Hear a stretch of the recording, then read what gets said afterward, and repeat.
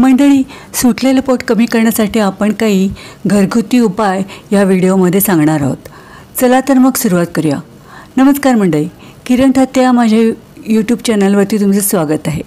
आरोग्यविषयक माहिती या सदरामध्ये आपण आता सुटलेलं पोट कमी करण्याचे उपायांचं विवेचन करूया।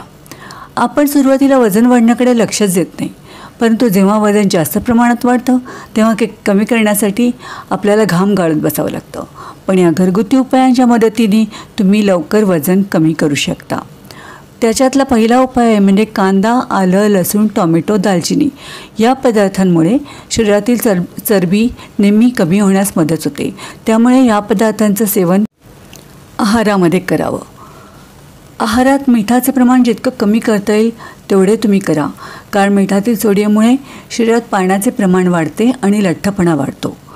रात्री झोपण्यापूर्वी ग्रीन टी प्यायल्याने शरीराची पचनक्रिया वाढते, ज्यामुळे आपलं वजन कमी होण्यास मदत होते। आहारात साखरेचं प्रमाण जितकं कमी करता येईल तेवढं कमी करा। साखरेऐवजी गूळ अथवा मधाचा वापर नक्कीच तुम्ही करू शकता। आहारात नियमितपणे दही असेल तर त्यामुळे सडपातळ होता येतं। पोटाची चरबी कमी करण्यासाठी दररोज सकाळी कच्च्या लसणाची एक पाकळी खाल्ल्यामुळे पोटावर आलेली चरबी कमी होण्यासाठी मदत होते। पूर्ण झोप झाली नाही तर वजन वाढतं। झोप चांगली झाली तर पचनक्रिया वाढते आणि अतिरिक्त चरबी वाढत नाही। सकाळी उपाशी पोटी कोमट पाण्यामध्ये 1 चमचा मध टाकून घेतल्यानं आपलं वजन कमी होण्यास मदत होते। योगा केल्याने वजन घटण्यास मदत होते। पोट कमी करण्यासाठी नौकासन योग सर्वोत्तम आहे। कोमट पाण्यात लिंबाचा रस आणि थोडं मीठ मिसळून घ्या। दररोज सकाळी याचं सेवन केल्याने शरीरातील मेटाबॉलिझम चांगले राहते आणि सोबतच तुमचे वजन कमी होण्यासाठी मदत होते। वजन कमी करायचे असल्यास स्वतःला पहाटे पायी चालण्याची सवय लावा, त्यामुळे पोटावर आलेली चरबी कमी होण्यासाठी मदत होते।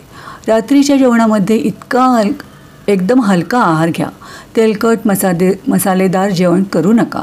झोपण्याआधी शतपावली करण्यास विसरू नका। यामुळे पोटावर आलेली चरबी कमी होण्यासाठी नक्कीच मदत होईल। तर मंडळी, असे आहेत पोटावरची चरबी कमी करण्यासाठी घरगुती उपाय। तर मंडळी, कसा वाटला व्हिडिओ नक्की कमेंटमध्ये कळवा।